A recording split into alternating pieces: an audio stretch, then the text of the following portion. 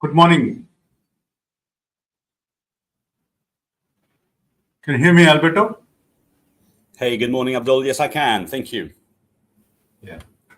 Okay. Thank you for joining, Alberto. So today we are about to start our program, strategy management, a few industry case studies and personal experiences. Yeah. Let us see for a couple of minutes how to just engage the discussion. Deep, if you are able to hear me, just advise and start.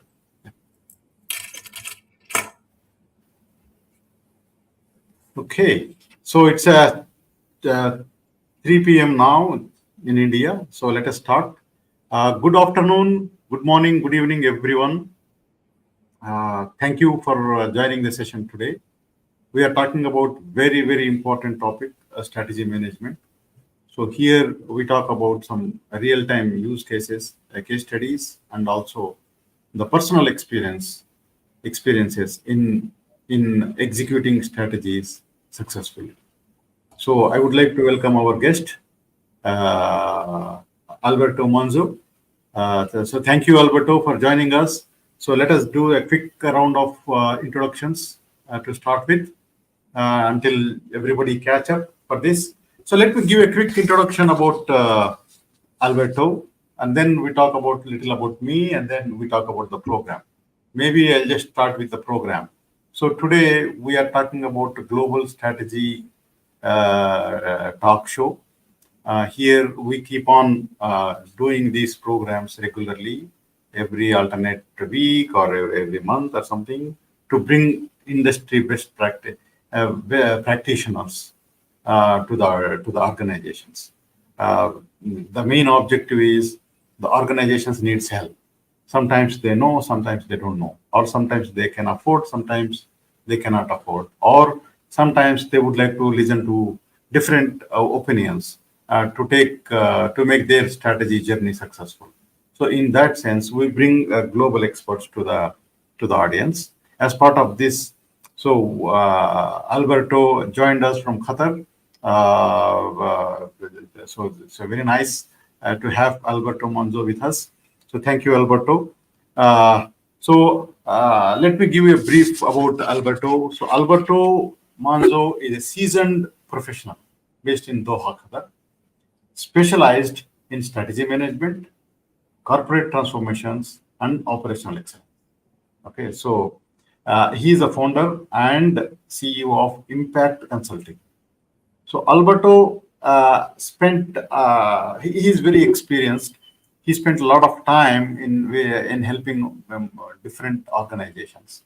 So he spent more than 6 years with Qatar Post, where he was heading the major transformational program, and of course achieved a double-digit growth.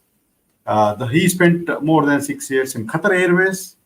So he talked about the strategy for Hamad International Airport, and then he also spent a lot of time in the aviation industry, where Alitalia and Delta Airlines, Royal Mail. So just name it. So when you talk about the whole program, his experience, you have the aviation industry, postal and logistics, whatnot. So I'm very fortunate to invite Alberto to this program. So thank you, Alberto, for joining us. We will be very happy to hear your experiences and then also very nice insights, which can be very useful for the organizations to achieve their strategy excellence. Please post your questions in the comment box, whether you are in LinkedIn or you are in YouTube or Facebook. Please post your questions. We will take it up wherever appropriately, and then make it as more interactive. So it will be more based on a practical experiences instead of theoretical. So I would like to just a quick. I would like to ask Alberto to step in and take the lead. So thank you, Alberto. Yeah, over to you. Well, Abdul, thank you so much for inviting me. Thank you for the platforms that are sponsoring this program. It's very nice of you to have sort of found me out someplace in the middle of LinkedIn, millions of people on it, and asking me to participate. It's very kind of you. And I also would like to thank everybody that has registered and hopefully be online to have a chat with us about this topic. Now, you've introduced me quite extensively. I thank you for that. I'm humbled to be here with you and with the rest of the team to discuss this topic. There is no, fast and silver bullet, in my opinion, about strategy and how we deal with it. I'd like to just add a couple of pennies worth of my experience and case studies, as you said, specifically in the space of aviation and logistics. But we don't have an awful lot of time. We've got maybe about an hour and a half or so, or less. And I'd like to make this conversation, Abdul, as interactive as possible. Less of a lecture, more of a discussion. So there will be some pit stops along the way, Abdul, where we will ask the audience themselves some questions, not just them asking us, but also us asking them. So that we also want to learn from this. Nobody is the guru about anything these days, right? So this is the attitude that I want to, sort of create in this conversation today. It's 12:38 in Doha, Qatar. It's 46 degrees, quite sunny, but very, very hot, not so humid. So it's a good thing to be at the moment outside up to a certain point, and then you start frying. Well, I don't know where you guys are in the world, but this one of the things you can do is just drop a line and say where you are connecting from. That would be quite interesting. Right. So without further ado, we can kick it off. Yep. Yeah. So thank you, Alberto. Very nice. So what we'll do is, I think the best way to do is, I know you have a lot of things to share. So you just give us some kind of the methodology and then the frameworks, the benefits, so that, we set the tone. Okay. Mm-hmm. Then followed by maybe you talk about the industry examples. And then meanwhile, I'll just ask the audience to pose some questions. And then maybe we can have a poll. Okay. So please feel free, participants, try to be interactive, ask your questions. And then Alberto is all here to answer all of your questions. And let us make it more interactive.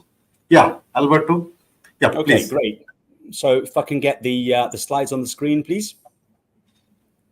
Fantastic. All right, I'll take control from this point. I appreciate it. So as we've already said, the purpose of today is basically split within the context of looking at some theories and some methodologies, some tools and techniques, but also to look at some of the case studies, particularly from an aviation perspective and from a logistics perspective. So that's basically what I'd like to do. And the approach is a bit of a blend between theory and practice, a pragmatic tone of voice. I don't want to be lecturing anyone here. There's a lot of expertise in the room. I just want to share my experiences. I want to make it interactive and obviously engage via some Q&A along the way. So I will not spend a lot of time at all on brief introduction, but this is the agenda. Some business environment. We'll talk about strategy management definitions. There's a lot of, I wouldn't say confusion, but certainly different aspects and different people saying different things, which is absolutely fine. So we need to put a little bit of clarity if we can. I will touch on some strategy management theories, and again, some, and also some tools and techniques. And finally, close off with the logistics case study, whereas the aviation one will run across module 3 to 5. So that's what we are going to do. Let me move on to the business environment. I mean, the business environment, what can we say about it? I mean, what is not happening these days, right? So, whoever is in industry, whether it be a CEO or a managing director, a manager, anyone in industry will know that, we're losing sleep sometimes over, over the ways that we conduct business. There's a number of reasons why we are, thinking and feeling that way. Think about the supply chain disruption. Think about what happened with the Suez Canal. Think about COVID. All of these sort of unpredictable events that nobody could see that were going to hit us. Think about the wars that we are unfortunately undergoing at the minute. We have two, one in Europe and one in the Middle East. Regulations that comes in and sort of unsettles us, and a lot of ambiguity and a lot of unknowns. Revenue that's scarce at times. We know that 84% of CEOs are concerned about revenue growth. Also, talent acquisition and retention, a major element. We are all as good as our teams, and there is a lot of war on talent. 87% of executives are rating talent acquisition and retention as a critical priority in their organizations, and a lot of market volatility, cybersecurity, and so on and so forth. I mean, it seems as if the survey by Qualtrics has rated the highest percentage of worry for the CEOs at 93%, and that is customer satisfaction. Customer satisfaction comes as at the far end of our product chain. Not surprising, whatever has happened beforehand, and people are worried about what customers are feeling and what customer sentiment and their reputational damage. So plenty to worry about, and that is for me the precondition of where strategy starts to gain value.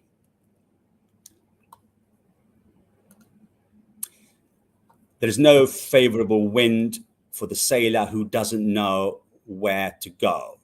So clearly, you can have all sorts of opportunities, all sorts of budgets, but if you don't know your destination, if you know your direction, let's not talk about destination because the journey is not a destination, but it's a journey in itself. We don't quite know how we're going to operate. However, strategy comes in as a shelter, comes in as a way to support the organizations, to offer the clarity, to give us a fanar, to give us a point of reference and a direction where to go. But how do we do that? Okay, so there are a lot of myths about strategy. Okay, so let's talk about what strategy isn't before we talk about what strategy is. So a lot of people think that, okay, I've got a list of activities, I've got a plan, and particularly people in the planning departments out with strategy, they think that there's a strategy. But actually, strategy is not a list of activities.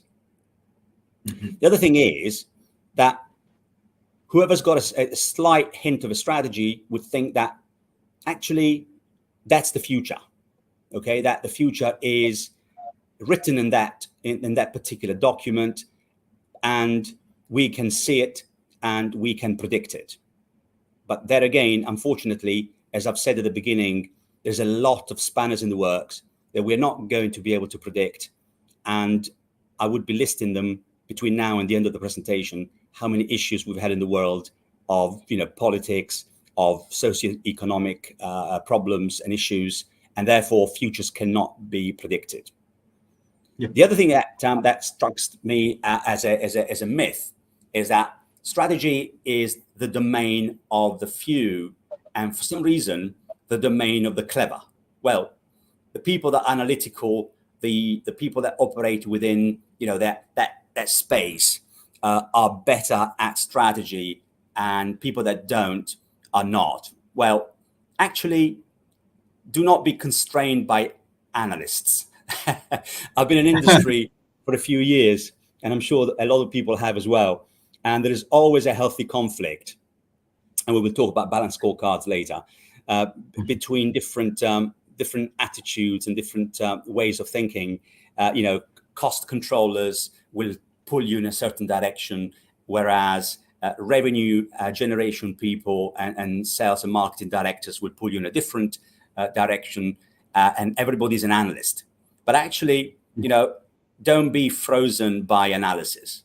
Don't be paralyzed by it, okay? And also, strategy is not the domain of the analysts, okay? They are often not the better ones to deploy it. They're not often the better ones to be able to understand the sentiment of the people. Now, let's not forget, strategy is a social discipline, okay? It's not a mathematical discipline. It's a social discipline. So yes, we can be technicians about it, but it's a social discipline. It's got to do with people. It's got to do with teams. It's got to be dealing with corporates. It's got to be dealing with customers. It's got to be dealing with employees. So it's a social discipline, not a mathematical discipline. Now, the other thing is, strategy is a zero-sum game, is it? Well, what does that mean? A zero-sum game is where one wins above another. Okay, we will talk a lot about, being in there to win. We will talk about a lot about competitors, but actually, strategy should lead to a positive sum game. What does that mean again? It means that there is enough fish in the pond for all of us to be able to enjoy, the fruits of that pond. There is enough for us to share, not necessarily for one company or entity to dominate on its own. So that's, for me, an important aspect that I think will relax an awful lot of us in industry when we think about strategy not being a zero sum, but being a positive sum game. And lastly, strategy is formulated at the top and executed at the bottom. Well, Mm. no, it isn't. Okay, just isn't.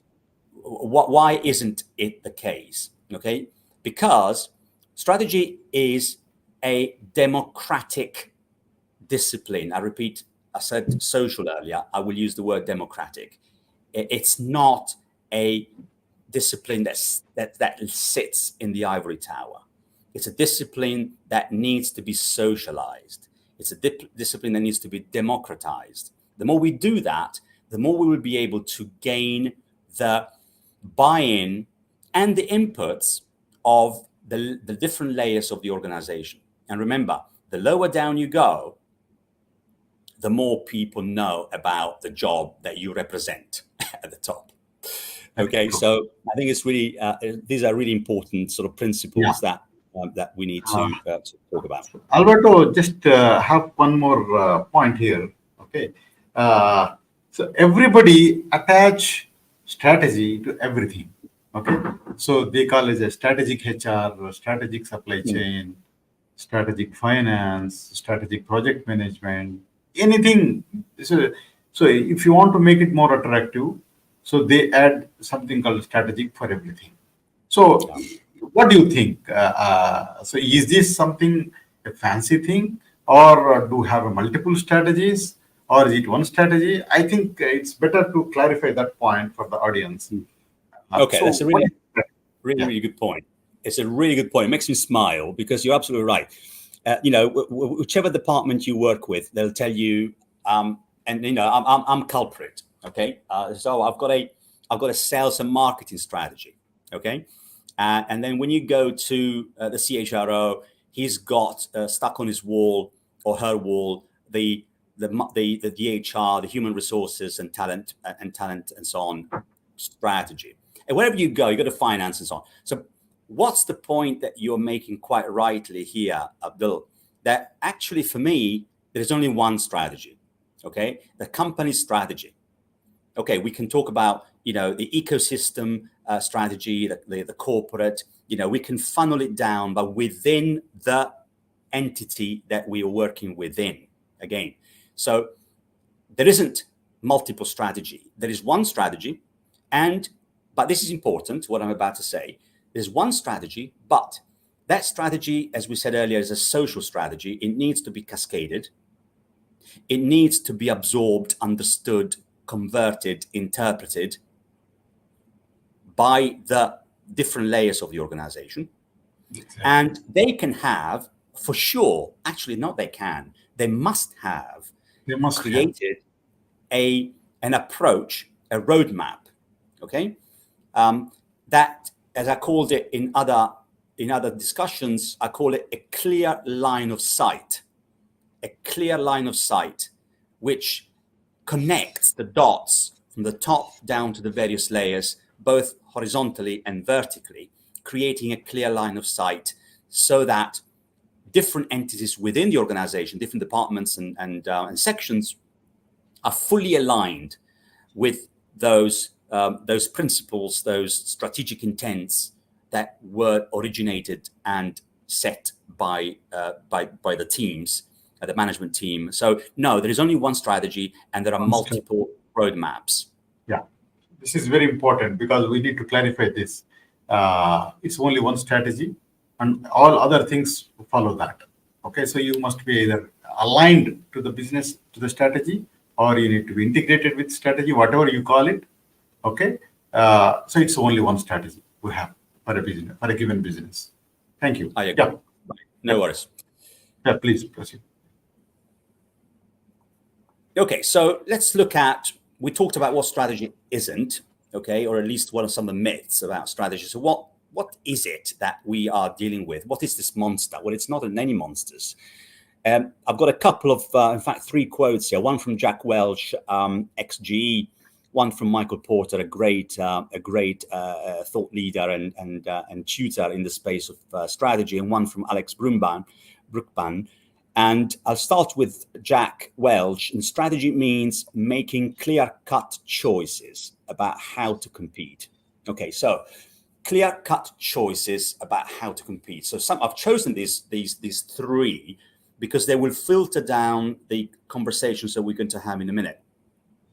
Clear-cut choices about how we're going to compete. So we need to make choices about what. We'll talk about that. And also we need to compete. We cannot be everything to everybody. So we need to be selective. Okay. It doesn't matter how much money you've got and what is the size of your business, but you still cannot be everything to every customer out there. So you've got to be selective. Okay. So that's kind of the interpretation I give to Jack Welch's quote. The next one is Michael Porter, a strategic trade, and he talks about trade-offs. This is a critical aspect. We'll come on to that in a minute. A company's choices, again, to prioritize certain activities over others. So this makes us all think something needs to give way to something else. Something goes and something doesn't go, okay? Leading to a clear and sustainable competitive position, okay? Clear and sustainable. Sustainable, repeatable. These are the types of adjectives that we can use. Reliable and clear, because you don't want to confuse not only employees, but you don't want to confuse the market. You don't want to confuse the customers. What do you stand for? So you've got to make some decisions around what to do, and most importantly, what not to do. So that's on the Michael Porter that links to Jack Welch's. The last one is Alex. The choices you make to achieve your ambition is much shorter. Again, the word choice comes in. Every one quote that I put on the screen has got the word choice that you make to achieve your ambition. So to compete, to realize your vision.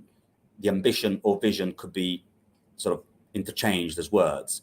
So for me, these are just three of the probably tens and tens of quotes that you can find about strategy. And I'm hoping that, by over laboring on the points about choice, about decision, over laboring on the points of trade-offs and where to play, how to play, which we'll come on to in a minute, we can be a little bit clearer about what strategy can do and what value it can add to an entity. This is a little busy, but I just wanted to bring you a little bit of a case study from, or a case conversation from the airline industry here at Abdul & Co. Strategic trade-offs are a company's choice to prioritize, we've said earlier, certain activities over others, leading to a clear and sustainable competitive position. So if you think about, let's say Southwest Airlines, or indeed any airline. So here we have a trade-off. In the gray box, I've got fleet standardization versus fleet diversification. Okay, so some airlines, some legacy airlines have got a mixture of Boeings, a mixture of Airbuses, and they choose to go that way. Again, choose to go that way. Now, they know that there is one supplier, there is another supplier, there is not enough standardization, but there is an advantage for them to have that level of diversification of fleet. So they're not that bothered. However, there is another type of airline, Southwest or Ryanair in Europe, they choose to stick to one particular brand and one particular aircraft type. Now that means for them an awful lot of other advantages and competitive advantages. Operating one fleet to simplify the maintenance, the training, the operations, reducing costs. So once you've got all one fleet operating, and by the way, I'm not an advocate of the one fleet approach. I'm just explaining how, because I was there on the tarmac not long ago, a few years ago. One fleet means that the mechanics are all trained in one particular aircraft, the pilots, the cabin crew, interchangeability, resource planning, workforce planning. It becomes an easier enterprise to be managing that type of standardization. Okay, so Southwest has got 737s, and by the way, they're wonderful aircraft. I've flown to Muscat not long ago on a 737-800 MAX for the first time, and it was a really nice experience. Now, Emirates, on the other hand, and with Emirates also other legacy airlines, operate a diversified fleet. Now, the next one is short haul versus long haul. Again, some airlines prefer to and can only fly short haul. Some others have a longer range. Once again, there are trade-offs there that the organization has made. Some organizations we actually do both, short and long haul. Point to point, hub and spoke. I don't know if the team understands hub and spoke, but point to point, it gives you the opportunity to go from point A to point B. Hub and spoke means that connection is at the heart of that airline choice. Okay, so typically a hub and spoke airline will base themselves will leverage on the advantage of an airport. So of an airport of a certain magnitude. So for example, if you think about Atlanta, Hartsfield International Airport, you'll have Delta that lives there, if you like, and that the connection that comes out of that airport are obviously multifaceted. The same thing here in Qatar, where HIA, Hamad International Airport, developed now the world #1 as rated by Skytrax. You've got the majority of the passengers are actually 85% of passengers roughly are actually connecting passengers. Okay, so there are some external factors that would influence the airline to be able to choose a point-to-point or hub and spoke. And finally, cost versus quality. Again, the low-cost carriers, the LCCs, choose a certain route. Other carriers might choose to spend more time and effort on the quality of service. So these are just 4 examples of trade-offs in the airline industry that are really important for organizations to clearly understand and to clearly define and decide which way do they go. Yep. So, Alberto, just a question here is, since you are very experienced in aviation industry, okay, so these trade-offs, so you personally see that the value of strategy management perceived by the senior leadership in the aviation. So how do you do that? How do you make change to bring them to follow a certain standard process of strategy management? Yeah. Well, look, if you think about any organization, let's think about, an airline that decides actually that I only want to do point to point. Okay, I only want to fly from, point to point without interconnectivity. Okay, so there is an awful lot that comes on the back of that very simplistic statement that I have just made. I've made it look and sound so simple, but actually it's not. Actually, the whole be-all, end-all of the organization lies on that statement. To start with, you're not going to have the so-called interline agreements with other carriers. In other words, somebody going from London to, I suppose, Edinburgh to London on a point-to-point carrier will need to pick up the baggage in Heathrow Airport or London Airport, wherever that airport is, and then re-check in for the other airline. Okay, that's the interline agreement that doesn't exist. Whereas if you're flying British Airways, you can go from Edinburgh all the way to Dubai, as you know, and you can do it either with BA themselves or with another airline, but there is an interconnectivity between the airlines. Okay, so that, for example, the baggage will go to its final destination for a start. So that is terribly useful, unless you're changing actual airport infrastructure itself from Gatwick to Heathrow or from Heathrow to Luton or whatever. So back to your point, your question is extremely valid. That decision of point to point or hub and spoke makes a huge, huge difference and could be the make or break of that airline. So if I understand correctly, okay, so once airline understands their strategy, so what they need to do and what is their focus, so everything should follow in the organization towards achieving that goal. So that's exactly is the overall the strategy management is all about. So right from the strategy planning to the strategy execution, maybe strategy formulation, planning, and execution. Yeah. So there is one question. Yeah, there is one question here, so that we can take it up. Mishika David, Deep, we would like to flash it. So wouldn't the different layers of the organizational development operational plans rather than strategy? So here it is talking about operational plans against and strategy. So yeah, would you like to answer, Alberto? Yeah, she's absolutely right. Mashika, you're absolutely spot on. Like what we said earlier, it's that we have a corporate strategy, one strategy, and then you have different types of words that we can use. We can use roadmap. We can use, an operational plan. Although, operational plan for me is a list of activities. What we need to do is we need to elevate it slightly one step higher, because before you get to your operational activities or operational plan, even at departmental level, at head of level, if you like, you've still got to be able to translate the corporate strategy and what it means to the department that you are heading. Okay. So when I was, for example, leading on the commercial department of one organization recently, I was responsible for revenue. I was responsible for marketing, PR, and most importantly, most interestingly, also product development. So what that meant was that in order for me to be able to take that conversation down to my team, but still team of senior managers, we're not talking yet, the lowest level, I had to make sense of what was decided, including myself in the management team.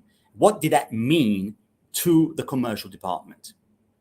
What does it mean, and what activities do we need to unfold and cascade on the back of that? Meaning, do I have the capabilities and the competencies to be able to deliver even at my functional level, and so on? So it almost, every layer kind of replicates the layer up and the layer below. So everything is like a microcosm, but they're all facts are all interconnected. Does that? I don't know if that makes sense to the lady that asked the question.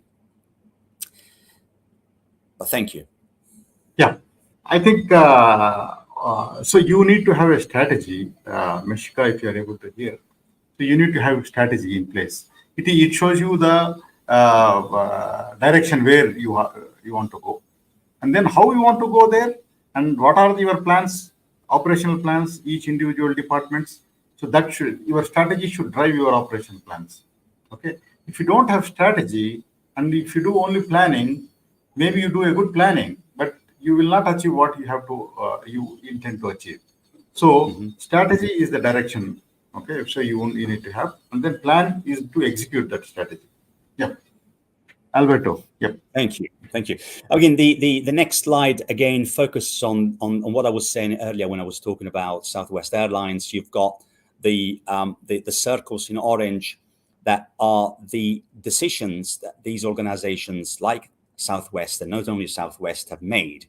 So, and then you can see that the rest of the circles, slightly smaller, are what's coming off on the back of those decisions. So, for example, limited passenger services, right? Limited passenger service. In other words, don't give too many frills, okay, to the passenger. So no meals, no seat assignments, no baggage transfer, as I mentioned earlier, no connections, as I mentioned earlier as well. Okay. Now, does the passenger get maltreated? No. Why? Because the passenger is fully aware of what their organization's offering is. They know that they're not going to be able to assign themselves a seat like I would on a legacy airline. However, some airlines, and still in that space of Southwest and Ryanair, are beginning to offer these services as an add-on. So their strategy was born as no frills, but has now developed into a bolt-on service to the core service. The core service is, I will take you from A to B safely and hopefully on time. Although their on-time performance, I'm not talking about Southwest, but certainly the ones in Europe, is not particularly great. So I will take you there safely and on time with your baggage. Nothing else counts. That's the value added that the consumer is purchasing.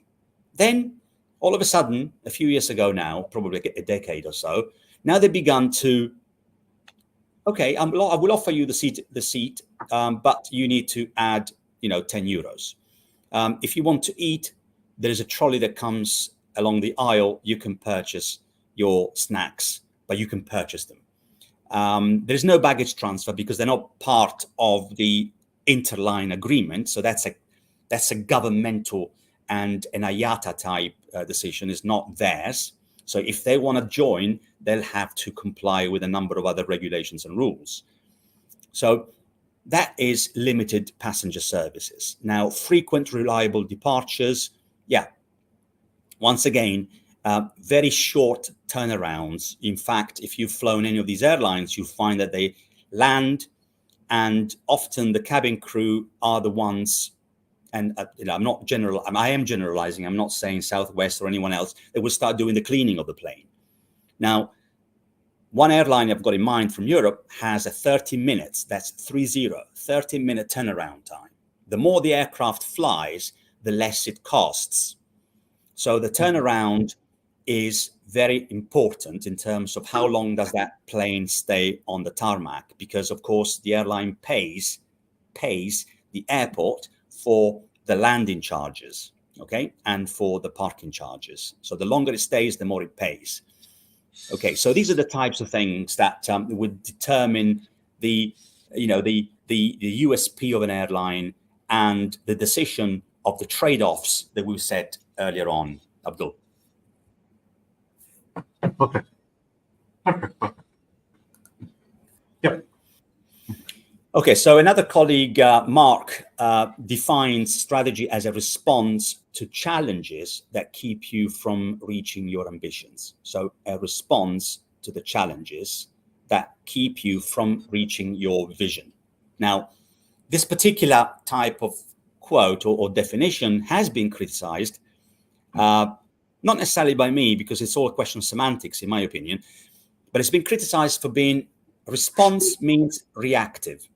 Okay, so a response means reactive. But actually, if you change the word response with strategy is your actions to the challenges, it becomes proactive. Okay, so here you have a very simple scheme or a very simple table that lists your challenges and your ambitions and writes down the responses as to what you want to do or what you want to become.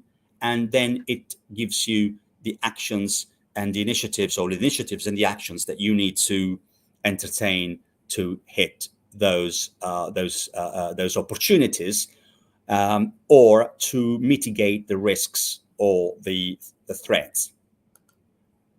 He also gives us a little table there that says, okay, is this business critical? And does it concern the whole organization? So in his opinion, if it's got to do with the whole organization rather than just the department, if it's business critical, which is basically survival, then it is quoted or rated as A, and then B and C and D. So that's where he is going towards when it comes down to strategies of response to challenge that keep us from reaching our vision or ambitions. Now, we talked a lot about strategy, about making choices based on some assumptions and hypotheses. Now, these are two new words that I'm now sort of throwing in. And probably these are the two words that are the most important aspects of a strategy. Now, we said at the beginning, Abdul, that we do not have the crystal ball. We don't know what the next crisis is going to hit us with. What is it going to be? Okay. So, we need to make here. I would like to, if you want me to step in. So basically, strategy management is something it's very important, and everybody understands it. How correctly they understand that differs, but primarily, everybody wants to achieve their goals in the organization, right? And there are different theories, Okay, so you have different methodologies, different theories, based on the experience of the people, how they have achieved their success in the organizations.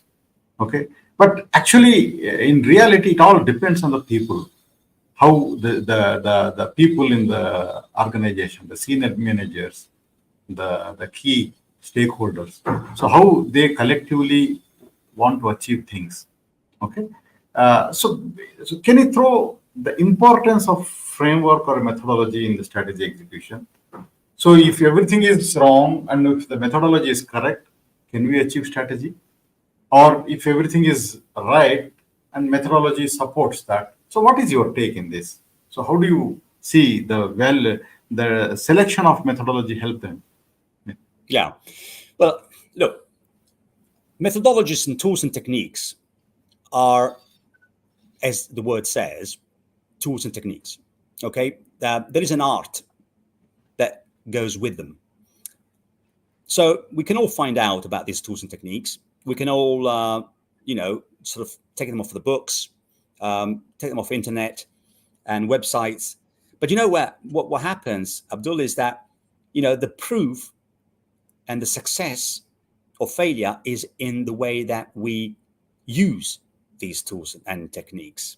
Okay. Now, I'll tell you one thing real quick. Amongst some of the things I've got in terms of qualifications, I'm a black belt in terms of Lean Six Sigma, right?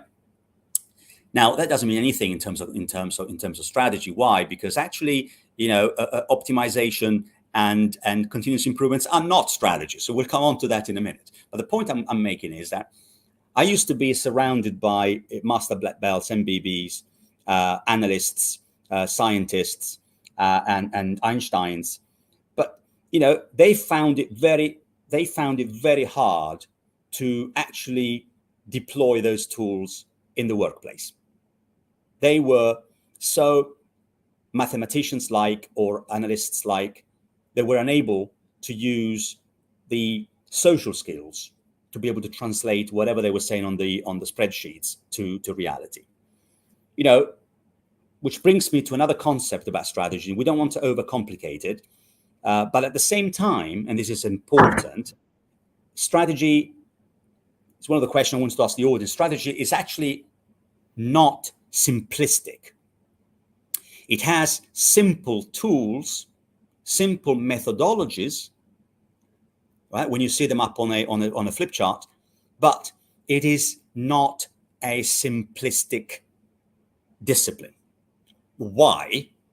Because it's about people, and people are not easy. We are not easy beings. We are complicated in nature. So we are a microcosm multiplied by the number of people in an entity. The complexity comes from, implementing, from, cascading, influencing, communicating, and so on and so forth. What has been, I think, agreed in the boardrooms. So, we will talk about methodologies in a minute. As you said at the beginning, you wanted me to cover some of the key methodologies and tools and techniques, and we will talk about those. Yeah. But my colleagues in the manufacturing floor with MBBs and so on couldn't get the benefits that what they qualified in was supposed to give them. So we just need to be a bit more balanced when it comes down to the on the one hand, having tools and techniques.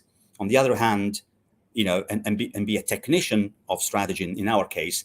On the other hand, is how do we bring it to life? That's a really, really important element. The two are part of the same coin. Very interesting. I'm also Six Sigma black belt and also certified in strategy. So I understand what exactly you're saying. Okay, so basically when you are using any operational excellence techniques like Six Sigma or Lean or whatever, the strategy tells you what you need to improve. There must be there could be 100 things can be improved in the organization. But what are the key things you want to improve, which will which help you to achieve your strategy or achieve your goals? So identify them and then apply on these techniques and tools on that, not everything else. not everywhere. So Right. you focus where to apply these Six Sigma or Lean or Kaizen or whatever, and appropriately where it is required.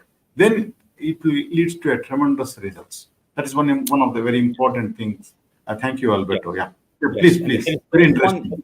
yeah, there's one more element, Abdul, if I may, in what you've just said, an additional piece, and that is that actually we are facilitators, okay, both in strategy, but also in whatever you were saying earlier, right? In terms of optimizing, in terms of continuous improvement and Kaizen. People like us, there's thousands of us around. We are facilitators. What does that mean? It means that, as you know, Kaizen is a bottom up, right? It's a bottom up sort of continuous improvement and so on. It's a bottom up discipline, which means that, it's all about culture. It's all about the social aspect and the SMEs, the subject matter experts in the field that are experts in what they do, that need to be included, involved, and engaged in improving whatever they are doing.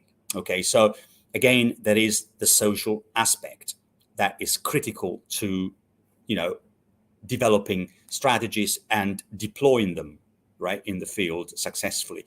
And also, there's one more element we will talk later. It's about course correction, because if you've gone down one road and it's not working, we need to be able to flex that strategy, right? To do potentially, I hope not, but potentially U-turn or potentially a course correction. So don't think of a strategy as being set in stone in any of the religious books. No, you need to think of it as a dynamic and a flexible direction, okay, which must respond to market changes, crisis, disruptors coming into the business, a new technology coming up and how you can leverage it. You cannot just say, I did a strategy 12 months ago, 10 months ago, or even 8 months ago, and all of a sudden I've got a crisis. Oh, but sorry, that's my strategy, and I'm not going to change it. If you don't, I'll tell you one thing. If you don't, you're going to lose big time, and you could take yourself to closing the business completely. I'll move on to my next slide. Yeah, I think this is a very important takeaway, Alberto. I think you said very nicely. So if you have any problem, or if your hypothesis or assumptions, whatever, is not working, and you realize that, so change immediately, and then bring your strategy into the path again. So the course correction, do it as fast as possible, okay, and then proceed further for the next hurdle. So that's the key takeaway, Alberto. Yep. Yeah. Please proceed. Thank you for summarizing that. Now, this particular slide, where we talked a lot about this, and we will talk again in a minute, but I want to connect myself to your question about tools again. I've got a little window there that says playing to win strategy cascade, strategy diamond, who, what, how frameworks. We are surrounded by all these tools. Now, there is, for the research that I have carried out for this presentation, but also for my experience in the field, there's an awful lot of overlaps. So, for example, if we're not familiar with playing to win strategy, it's a Roger Martin, A.G. Lafley book called Playing to Win, 2013. And it's a cascade of 5 building blocks or 5 elements. One is about what is your winning aspiration, right? So what are the USPs? What kind of guiding purpose do you want to give your organization? Where we will play, okay, we will talk about where to play, how to win. So these kinds of terminologies come up over and over again. So where we will play, so which playground is our space? So which customers are we going to go after? Which geographies, which territories are we going to work with? Products, services, distribution channels, customers, low-cost customers, high value customers. Where do we play? Okay. How will we win? That's the third element of the cascade. How are we going to win this? Okay. What is our value proposition? What our competitors are doing? And how do we differentiate ourselves from those competitors? What makes us unique? Why do people want to come to you and not to the shop next door, not to the coffee shop next door? Now, there's two more elements here, Abdul, that of this cascade Martin Leffley story that are really important. And a lot of people don't pay enough attention to these two things that I'm going to talk about in a minute. They talk about, okay, this is our purpose, this is where we want to play, this is the geographies and so on. They forget, conveniently, in my opinion, the next one, which is what capabilities, right, do we need to have to win? Okay, so what capabilities? And we can open it up a little bit more in a minute when I talk about the fifth element. What are the resources? What are the competencies, the skills, the types of people that we need to fulfill the ambitions that we've set ourselves? And lastly, which is the fifth one, so 4 and 5 are really kind of often sort of forgotten. What are the management systems? So this means processes. This means the enablers that are required to support our choices. Okay. If we don't do these sorts, the 4 and the 5, we're at risk of failure. What is your take on it?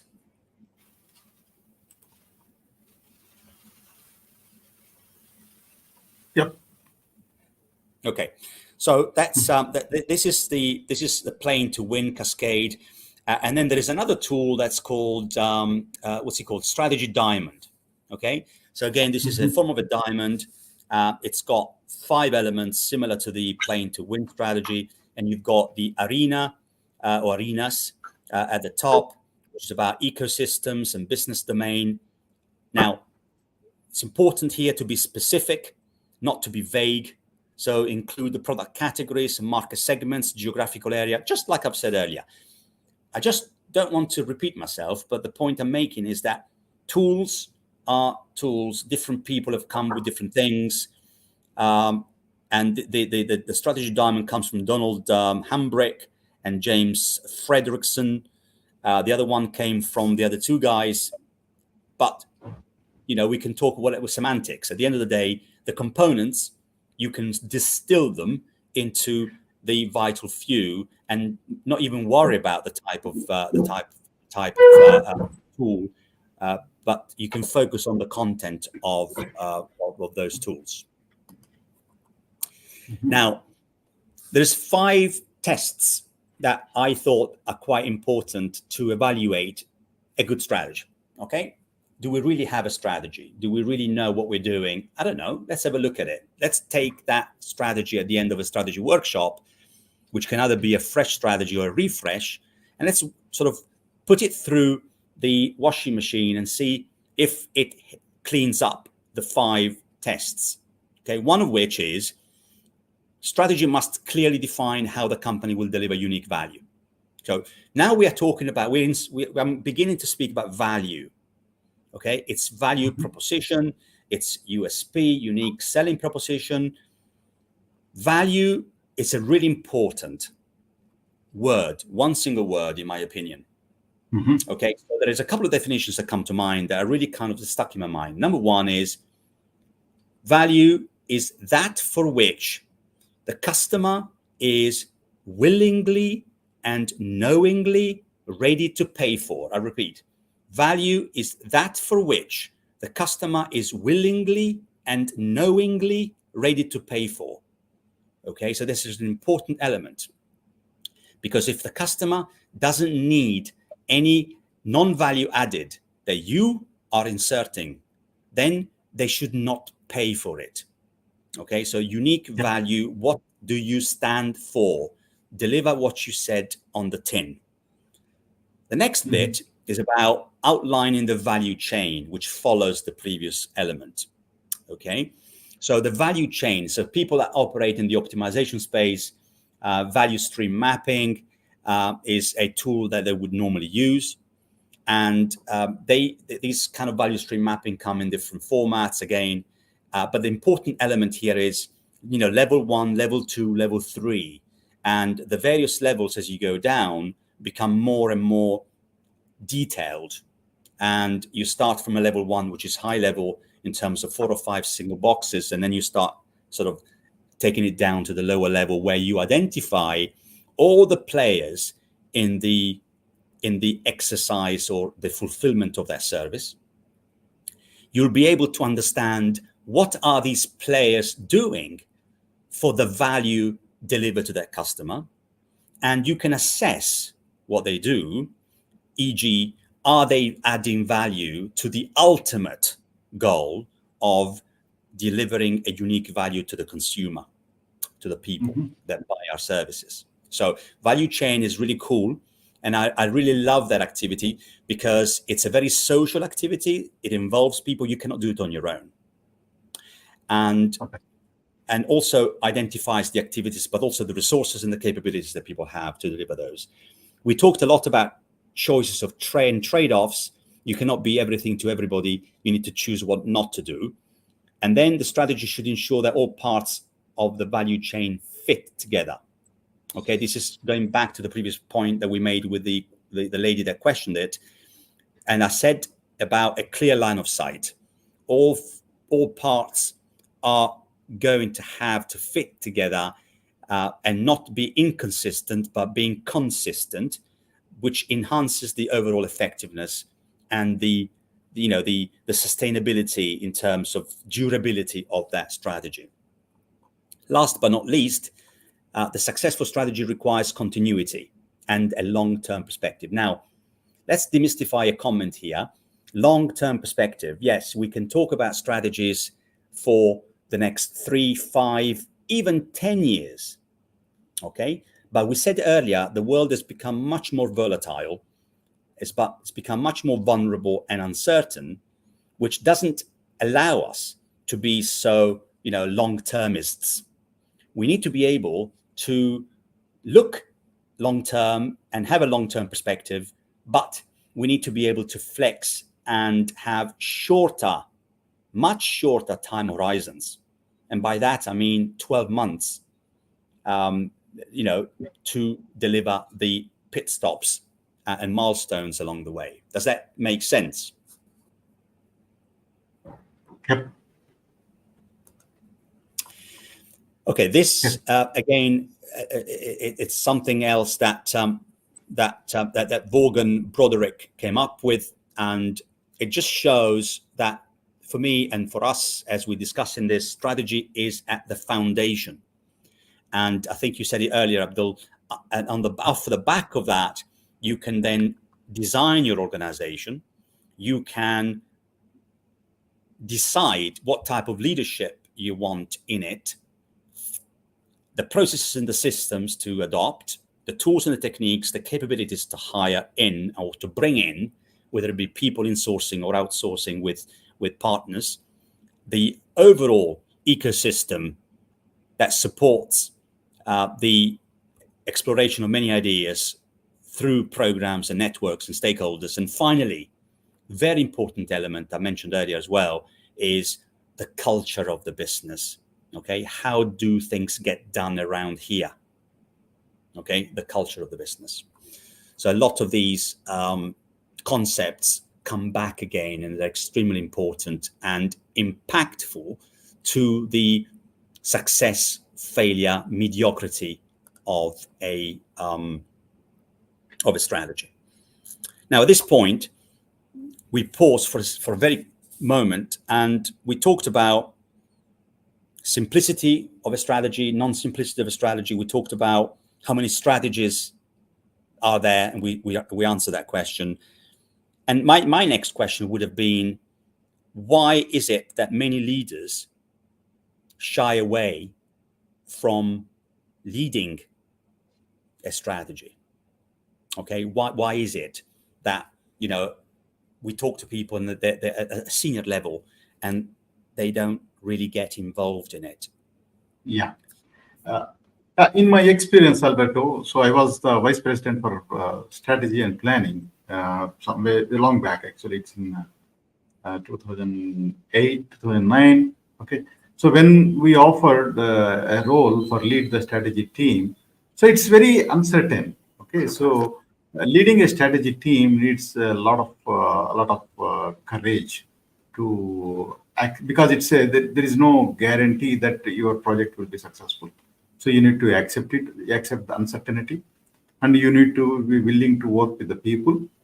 Okay, take the things and get them aligned. Have patience, stick to the discipline of a methodology. Okay, so usually people jump from strategy to operations very often. Okay, so you need to be very strategic in your discipline, and also you need to have a trust in your strategy. Okay, so you need to believe that this is going to make organization success. So that is the reason, since there is a lot of uncertainty, so senior managers or senior leaders, they don't want to take up the responsibility to lead the strategy transformations. So what do you think, Alberto, in your experience? Spot on. I mean, look, we talked about strategy being a choice, being decision making.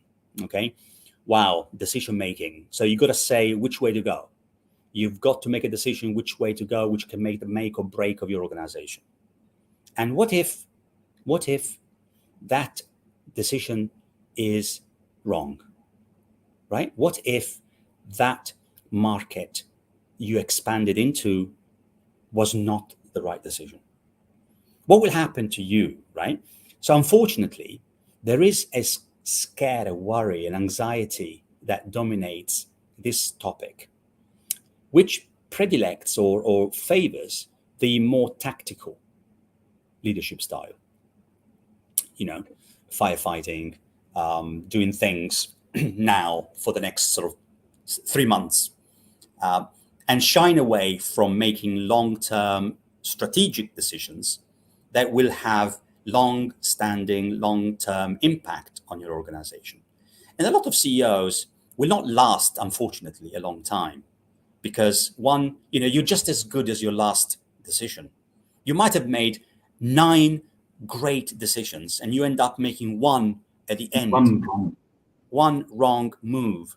And that one move will essentially tarnish 9 previous moves that you made that were spot on, right? So, there's a lot of fear. So the fear factor in the decision making is one of the critical elements why people don't go into it, and they kind of shield themselves against the more tactical, activities that are needed to do. Thank you for that. That's a very good point. Perfect. Mm-hmm. So, any questions from the audience? So you have more things to talk about, Alberto, on the use cases. Mm-hmm. I will, yeah. I will just cover a couple of tools, maybe just skim through, because I've covered an awful lot of the principles, and then we go into some use case. These are some of the answers to the questions that we posed, and some of the theories that I wanted to really quickly cover. Practical approaches about strategy. There is a need for a paradigm shift. Year-long planning, benchmarking against your competitors, yes, but don't copy them. Put innovation into strategy. It's not a secret job. It is a social job. Analytics and PowerPoints up to a point, but don't be frozen by these elements. Without a strategy, you will basically not be able, like Abdul said, you will not be able to survive in the longer term. We fill our times with whatever we want. We think that the boss wants one thing and we'll do it.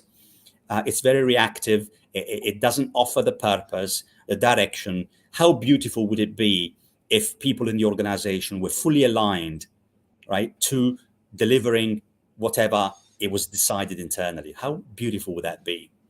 Okay, without a strategy, time and resources are easily wasted.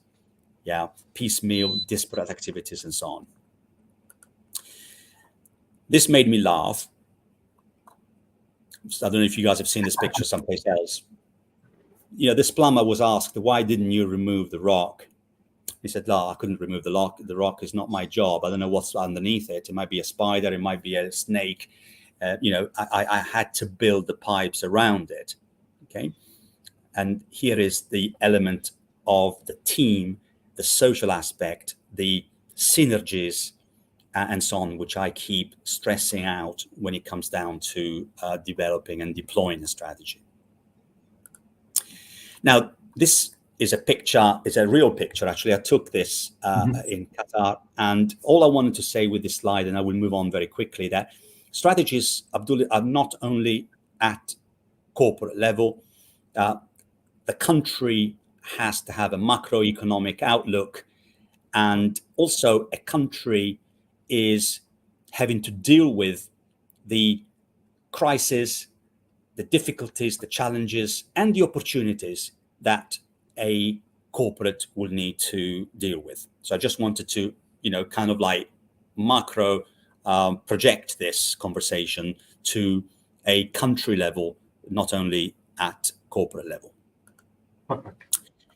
I also wanted to share with you another concept, which is called the hedgehog concept. And I'm not sure if you've come across it. It's a Jim Collins Good to Great part of a book. And that's his picture there in black and white. So essentially a pencil drawing. Essentially, the hedgehog concept is based on the story, on a tale where a fox tries to catch him. And the fox, we all know, is extremely agile, very fast, and very, somewhat intelligent. And the hedgehog is a little animal that hides underneath the growth, the foliage, and does move fast. I've seen one or two hedgehogs in my life, not in Qatar, of course, but certainly in the UK. They do go quite quickly, but not as fast as a fox. So the fox knows many things, but the hedgehog knows one thing. And what that one thing is to defend himself using those prickles and the spikes on top of his body. And the moment that the fox gets close to it, his little nose and mouth get annoyed by this, and she's not able, the fox, to make a meal out of the hedgehog. Now, this concept, though, revolves around what are you passionate about? What's your passion as a business? What drives your money-making exercise? How do you make revenue? How do you make profit? And what you can be best in the world at. I mean, in the world is obviously an exaggeration, but in your domain. Okay. Now, in the middle of that lies the hedgehog, the concept that's what your strategy, your USP is. Now, I'm a little bit critical of this particular concept in my interpretation, and because it's what I call an inside-out approach. Okay, inside out means that you can have a passion, you can drive money, and you can be really good at it. But guess what? The market doesn't want what you want to do. Okay, so it is an inside-out approach, which we just need to be cautious about, because we should often start from what the market wants and then work our way backwards into within our organization. So it's a cute little concept, and it depicts an inside-out perspective rather than an outside-in. But I suppose if it gets complemented by an outside-in, it can be fun. Now, one of the tests of leadership is the ability to recognize problem before it becomes an emergency. Okay, Arnold Glasow shares us this thing. My reason for putting this up on screen is the focus on leadership, because unfortunately, even the best leaders cannot always see where an issue can become an emergency, because nobody's got the crystal ball. But there is an element of sensitivity about, the moment that you're dealing with a problem, with a challenge, you just need to understand if that challenge becomes an emergency early, not at the last minute. So I guess I've got a couple more questions. Perhaps we can debate, Abdul, the questions around. Yeah. So we have a couple of questions, very interesting. So Khalid Said Ahmad, okay, So he posed a question. Almost all the books in strategy or papers, they say 95% strategies fail.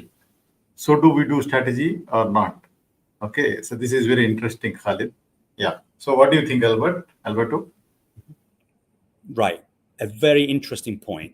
Why do we do something that mostly fails? Right. Well, we do it because we need to get better at it. And we need to continue to do it because we need to get better at it. And this is part of the reasons why we do these types of talk shows and we do these types of conversations to upskill ourselves, including anyone in this room, including myself. Nobody was born learned. We need to be able to learn our skills and trade better and better. But why do they fail? That's the question, right? Maybe that 95% is a very high number, but there is certainly and thank you, Khalid, and thank you. I've just noticed that it's you.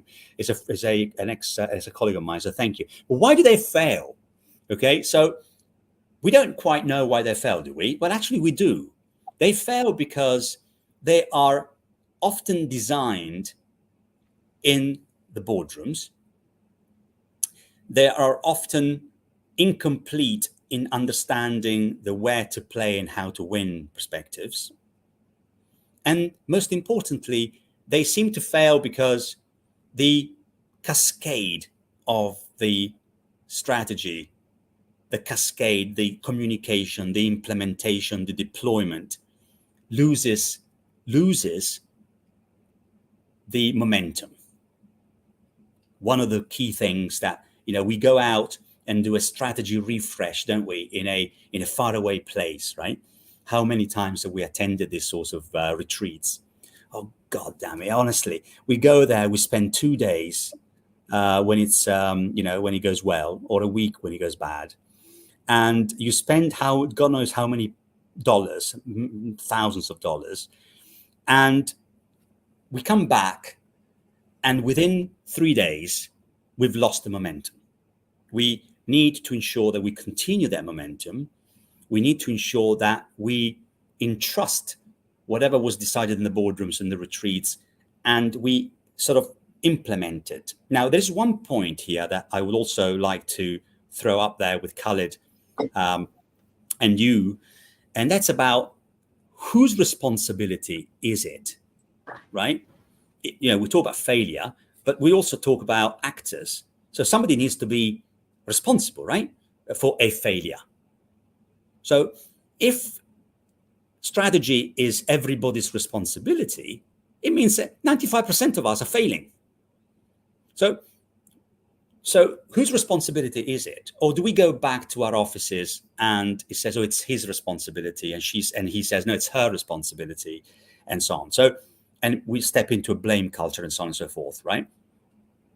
And we can talk about strategy management office, we can talk about PMOs, and we can talk about other layers in the organization, and they do make a big, big, big impact positively. But we also need to talk about, how do we live and breathe the strategy? How do we walk the talk daily? How do we engage people in breathing and living again those principles? Not the theoretical principles, the decisions that we made in that retreat. How do our people implement them? See what I mean? And finally, last but not least, how do we close the loop? How do we ask them, after 3 months or 2 months or a month, listen, is this working? Right? Is this change that we made in the strategy working?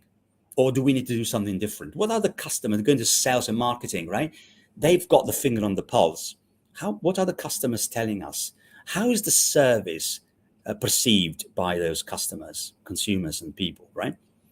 Now, it's not easy. It demands that we put the skin in the game. I don't know if that's answered Khalid's query. Yeah, just to add a couple of words to you, Khalid. Basically, you have a strategy. You need to have a robust formulated strategy in the first place, and then you need to execute this strategy. So majority of strategy fails during the strategy execution. Okay? So strategy execution takes like 98% of your efforts. Everybody needs to be aligned towards that.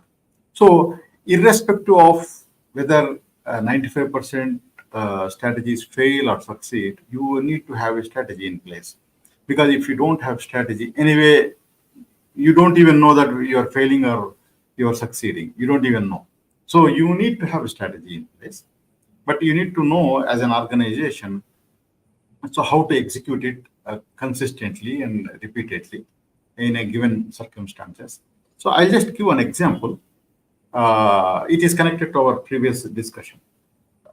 So during maybe 2010, 11, so we were defining some strategies. And then as an outcome of this is to introduce 3 new products. Okay, the first product terribly failed, terribly failed. Okay, so everybody got against the idea of a strategy, and then they said that I think this approach is not going to work, because that was the new product introduction for that particular segment was terribly failed. Then the senior leaders, they did not give up. Actually, I was one of the leadership team, so we did not give up. So we tried. Okay, guys, it does not mean that we have we know the reason why it is failed. The second product, when we launched, it was a blockbuster. Okay, so I'll just give a size of the success. So it was 250,000 tons a year sales before strategy. After strategy, it was a 3 million tons of sales. So it was like a huge blockbuster, and it covered everything. Now the organization became a million, like a $400 million company to like a $2 billion company in a course of a year or so. So you need to have strategy, whether you are failing or not. You need to have strategy. You need to make sure that you understand it, try it again, you correct it, and then this cycle has to continue. And the faster you do this, there is a more chance that you succeed. I think that's my point here. Khalid, if it is, you may tell whatever. So there is one more question from Meshika. So Alberto, it's to you. In your opinion, how critical is change management? I think it's very important in implementing strategy to prevail failure. Yeah. I love it. I love it. Mashika, look, strategy leads to innovation. Innovation needs to transformation. And transformation is leadership led. Now, change is part of that mix. Transformation and change are interchangeable. It's all about change. There's one thing that we know, that is nothing is going to be unchanged. Everything's going to change, right? So one constant is that there is change. Now, change management, implementing the strategy to prevent the failure. Okay, so we're talking about strategy potentially failing and change management that comes in as a discipline to support strategy so it doesn't fail. Absolutely an interchangeable discipline, that of change management. So when we implemented the transformation in the postal operator in Qatar, a critical section, if you like, was that of change management. Change management supported the implementation of the strategy. In what way? Okay, so competencies, so capabilities and skills. Okay, so internal competencies, capabilities, and skills need to be changed in order to fulfill those transformational ambitions. Change management came in. We created change agents and trained and coached them. And they became change advocates in the workplace under the supervision and umbrella of the change management department, if you like, which is part of HR. So, change management is a critical part of a strategy. It helps it from failing. How can we introduce a new product if we haven't made the changes that enable that product to be launched. Okay, there's many examples. I don't want to bore you with examples, but another one that springs to mind is when COVID hit, we had to react very, very quickly. Okay, as an industry, logistics. Okay, so in order to do that, the operations department that is responsible for delivering the operations in the field, and we wanted to deliver, and we did deliver medicines. Okay, we delivered medicines to patients as the pharmacies were closed. Change management supported that strategy. Strategy was quickly modified, back to Abdul's point, react very quickly. And we were able to leverage the change management team to support us in the changes required for operations to implement. So coaching, training, standard operating procedures, different methodologies, different regulations, different regulatory requirements as you're delivering medicines. You are complying now with the Ministry of Public Health. Okay, so change management is an integral part of the strategy, innovation, and leadership. I don't know if that really, I don't want to oversimplify it, but at the same time, I don't want to overlabor the point. Yeah. So we have a few more questions. We'll take it up. So we have a dedicated time at the end of the show. Okay. So let us try to, because we have like around 35 minutes time limit left. Okay. So let us try to and cover what we wanted to. Yeah. Right. So So any more points, Alberto? So can I share my screen and do yes, it? Please. You have few? Yeah. Okay. So let me share my screen. Deep, you might help me. Share screen. Maybe it's easy. Against two monitors. Share screen. Okay. I'll take the full screen. Deep, if you are able to hear me, I can. Is my screen visible?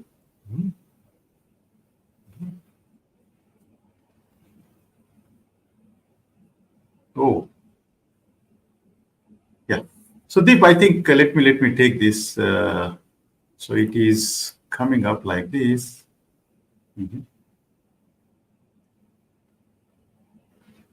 So let me do it. So how can I do that? So yeah. So let me take it up from here. Yeah. So let me do that. So Deep, can you share me my slide if you prefer to do it?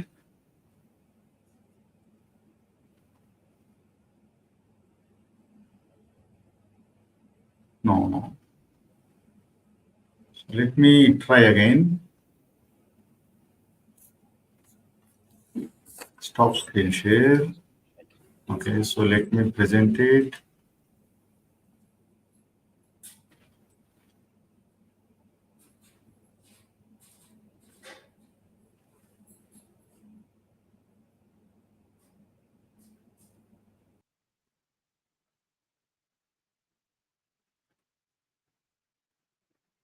Deep, can you help me to share the presentation if you have? Or I'll just let me share my screen. Just let me know if you're able to get it. Yeah.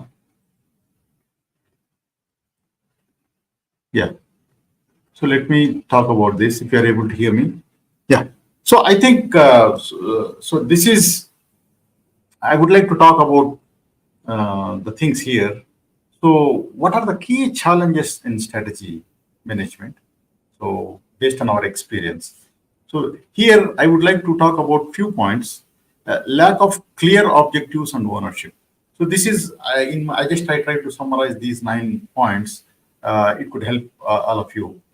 So lack of clear objectives and ownership. That means you need to define strategic objectives. You might call them objectives or goals. So you need to define them properly. There should not be any ambiguity of that very clearly.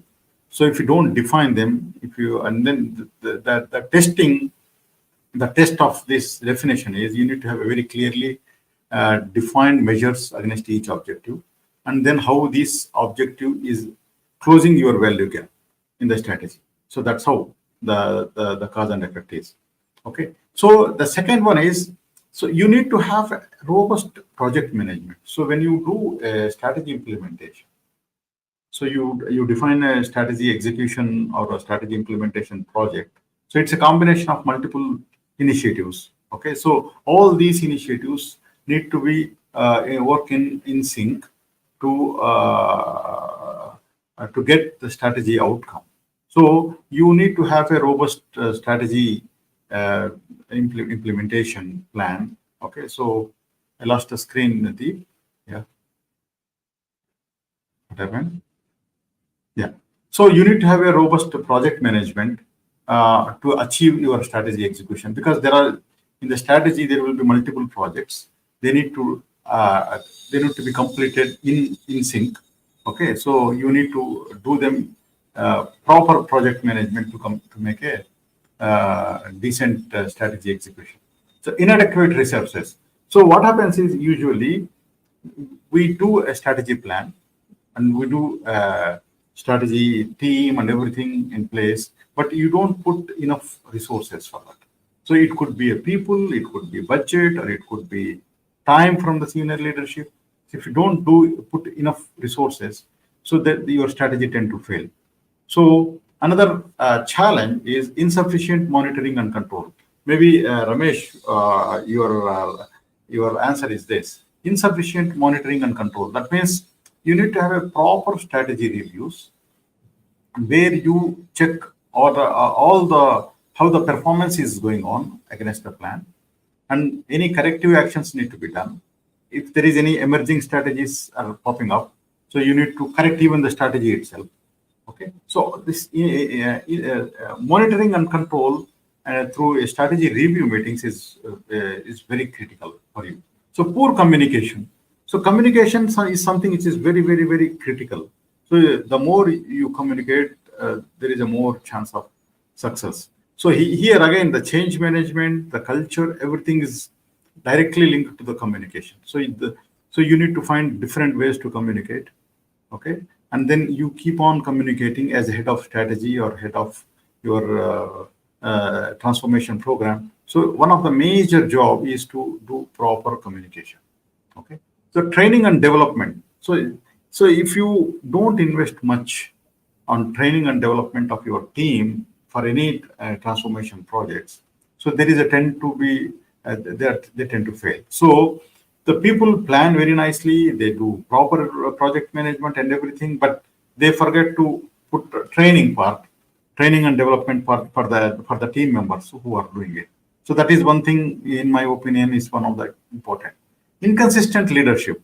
This is the reason I put lost. It's not. It actually that should come first. Actually, the inconsistent leadership means when there is an operational crisis, the business leaders tend to focus on that and they forget that strategic direction again. Okay, so they start firefighting and then they got off track. So there could be many distractions.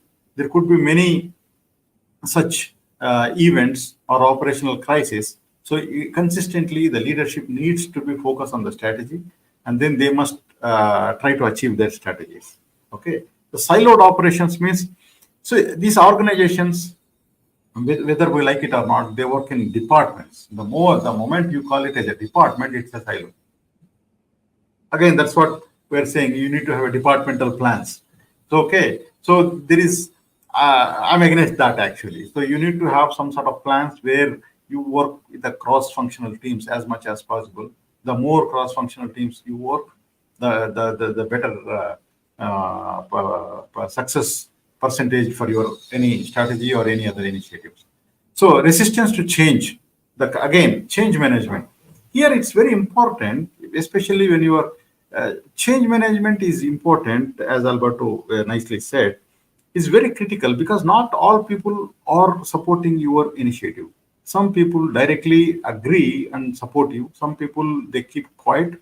Inside their heart, they think that this is not going to work. They don't believe. Some people directly, they do against the project. Okay. So you need to find them. You need to nurture them, try to help them to understand, bring them to the table. If somebody is not coming, then find a way to do it. Maybe he's not part of the project, or he's out of the company himself. I don't know. There could be many ways to handle them, but change management and then culture is very, very critical. So you cannot stop that. Okay, so that is very critical. So now I would like to give a quick 5-minute brief on the tool, what we talk about, the FRU strategy. Then followed by that, maybe I'll just take 10 minutes to give a briefing on the strategy tool. Where it's a comprehensive strategy management tool where you can do all whatever we discussed so far through a systems driven approach. That's what we do it. And then we spent like 15 minutes, Alberto, if you wish. So talk about the more questions which will help the participants to execute their strategy. Okay. So let us do that. Okay. So let us do that. So let me present it, share my screen. I hope I can make this time successful. I don't know, but let me try. Okay.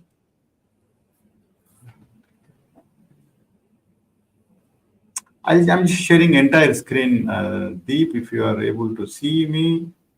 Okay. If you are able to see me, just please let me know. Okay. If you, Alberto, are you able to see my screen?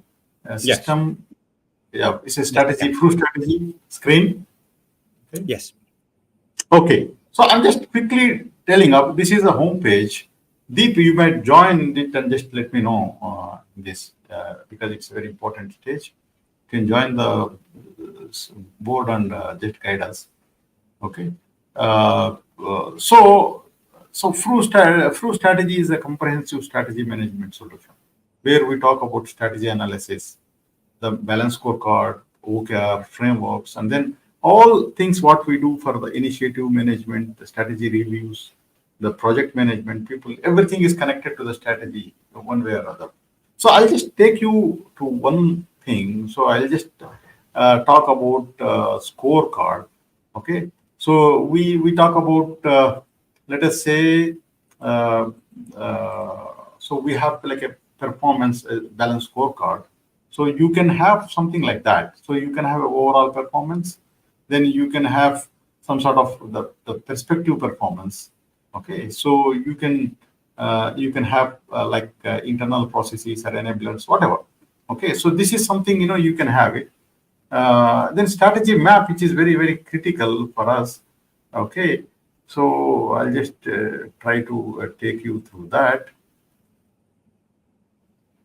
So let me clear it.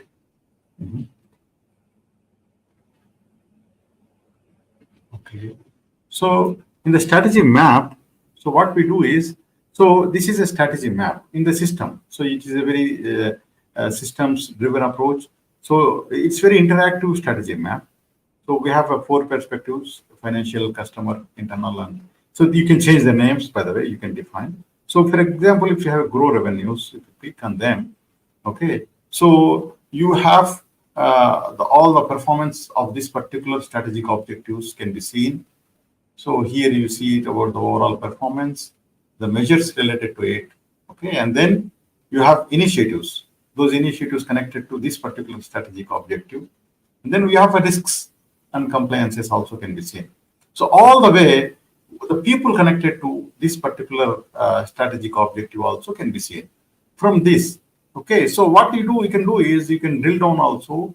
So grow revenues, if you double click on it, so you will open another window where you can see the objective story. So objective story can be seen. So objective story will help you to understand the overall the picture of the story. Likewise, so you can see like this. This is the objective story. So what are the measures connected to it? What are the initiatives? The details. Likewise, you can drill down if you want to look at this particular initiative, you can double click on it, and then you can just do the system will open in another window where you can see it. So you can see the overall performance right from the strategy map. You can see the overall performance of entire organization, whether it could be objective performance or initiative performance, or anything, or you talk about anything else. So give me 1 second.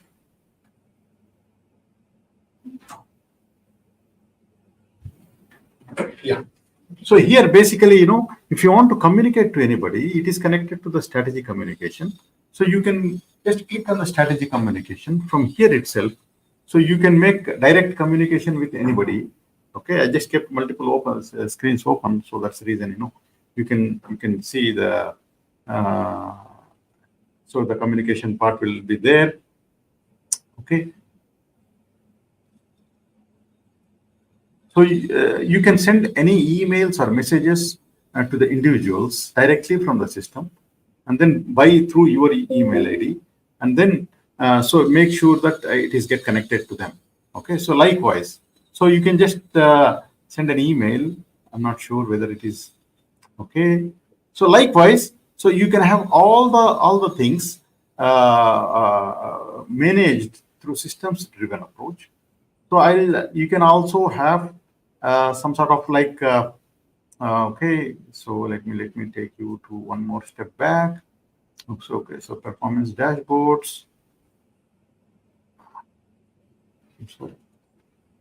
So let me see. I think this I logged in for a long time, and I need to log off and log in sometime. Yeah. So let me see that. Okay. So let me show you one more example in this is, so when you talk about balance scorecard, so you can define all your balance scorecard perspectives, themes, and objectives. So you can define your strategic objectives as I said you. So you can define measures. So so likewise, you can define all your objectives, measures, everything in the system. Then you can also manage your strategy reviews. So this will tell you how these individual bits and pieces can be connected together. So you have enterprise project management office. All these things can be connected together. Okay. You can also have a budgeting process. So business planning and budgeting can be done through a system. All are connected to the strategy. Okay. So you can have a business process also. So if it is possible for me to show you a business process, okay. So you define business process. I'll just show you one matrix, the outcome in a given time. Okay. So I can show you some so very nice charts how these business processes are connected. So let me do that, because I kept it open for a long time.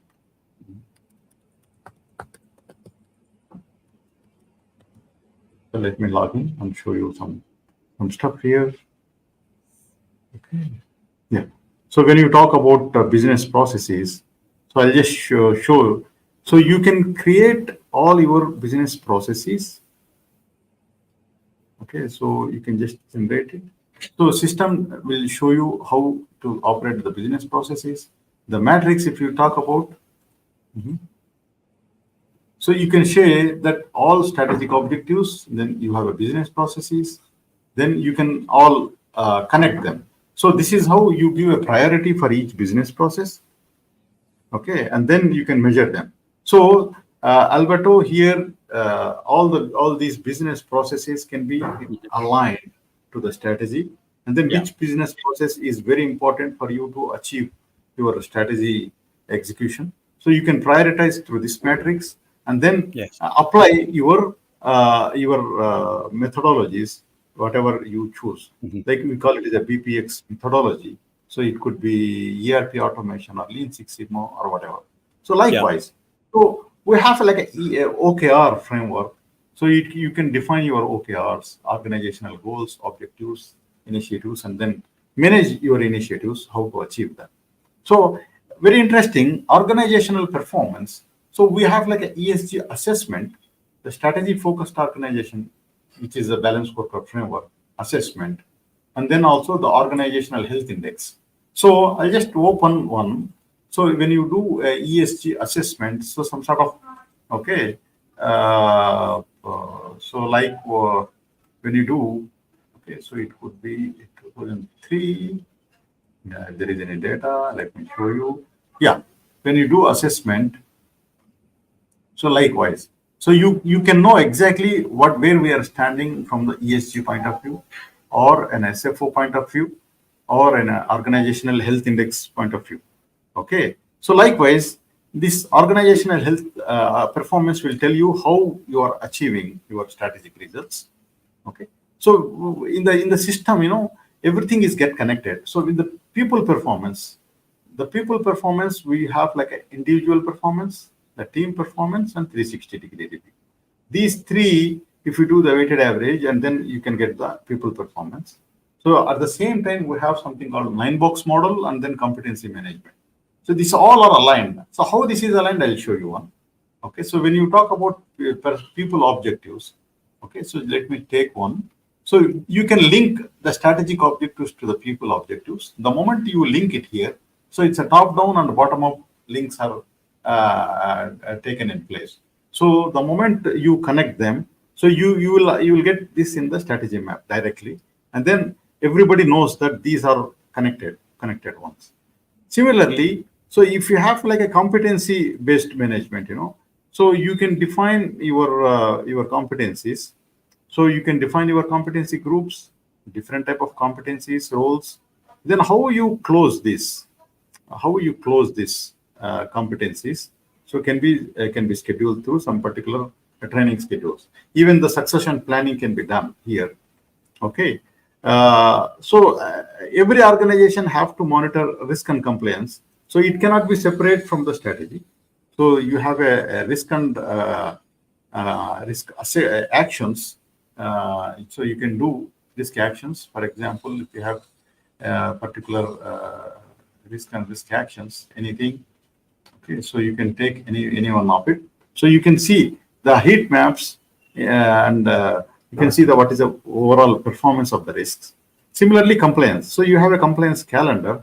So what are the compliance activities you need to do over a period of time in that particular year or so, you can do that. Everything is connected to strategy. So right from the balanced scorecard definition to the execution of strategy is there. Interestingly, so the strategy analysis, that's where you define organization structure. Here we talk about mission, vision, and values. The analysis, I'll just drill down into analysis. So, Alberto, you had a very nice slide for your SWOT and PESTEL you talk about. So you can do the SWOT, PESTEL, the porters, and everything, it can be done. Okay, so if you do it properly, for example, okay, so you can define your strengths, weaknesses, okay, and then you can also look at the dashboards. So if you look at the dashboard, so you can see all your dashboards active. For example, I liked your way. So you talk about opportunities and threats to start with. Then you talk about strength and weaknesses. Okay, so individual strengths and weaknesses and everything can be seen very nicely. Even you can have your competitor information also into this. Okay, so likewise, so I'll just show you at the end of the day. So what is most important is you need to have a very nice mechanism to find, let us say, find a way to measure your KPIs. Okay, so if you have something, let us say I'm taking here one objective for grow revenues. So you have a different measures like product groups or whatever. So you can see where we are standing. So in the right side, you can see the different details also if you want. So there are more hidden values. So you can just check it. Likewise, you can have all the visibility upfront. So the SFO, the strategy focused organization assessment, if you want to do it, how strategy execution is going on. So this is where Alberto, here you talk about the social. Okay, so you can take the whole organizational transformation. Okay, and then you can measure how this is going on. Likewise, yeah. Yeah. So let me just try to generate. So you can see what is going on. Okay, so let me do you here. Happen.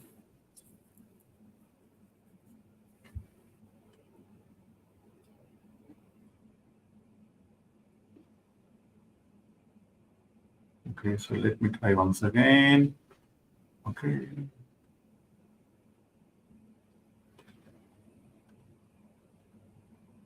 Okay.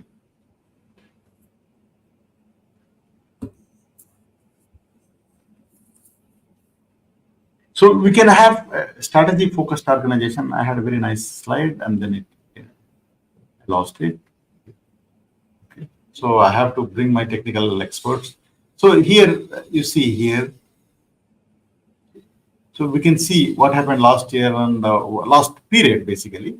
So on how this overall strategy is going on. Okay, it's through SFO assessment, how it is going on. So we can see all of these things in the system. And so you can also save a lot of files and supporting documents also. Very interesting. It's in the budgeting. So you can define your capital expenditures, your operational expenditures and strategic expenditures. Finally, you can come up with your financial statements also.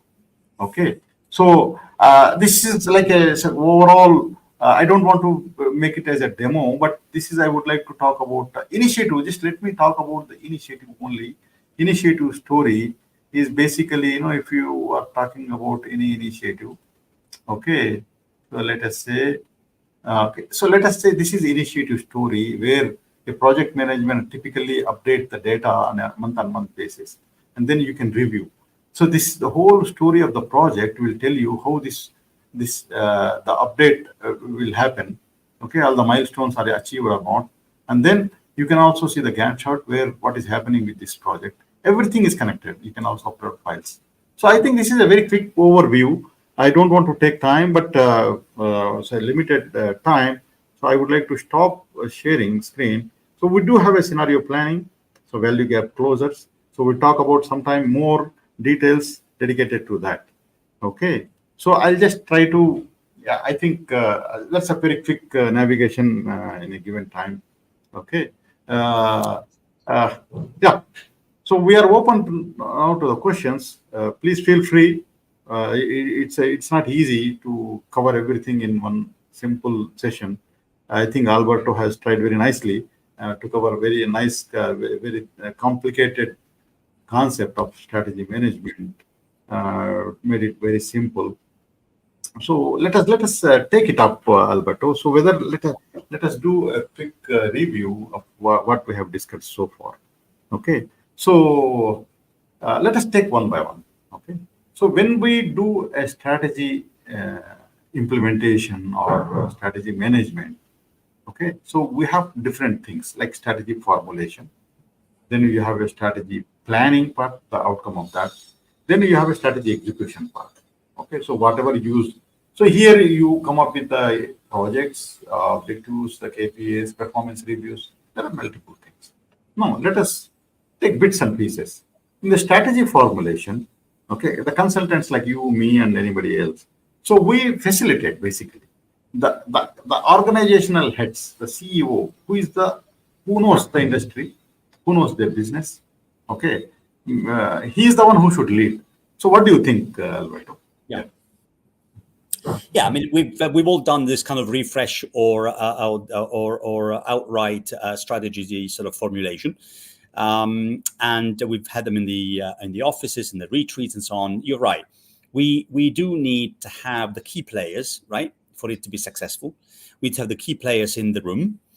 We need to have the SMEs and so on. And with the help of, as you said, a strategy facilitator, we're able to tease out what are the what are the different elements of how it's gone in the past. I mean, the one thing that an established organization has, it has legacy information and data, okay, which is also very important. Whereas a startup, I suppose, doesn't have that kind of benefit.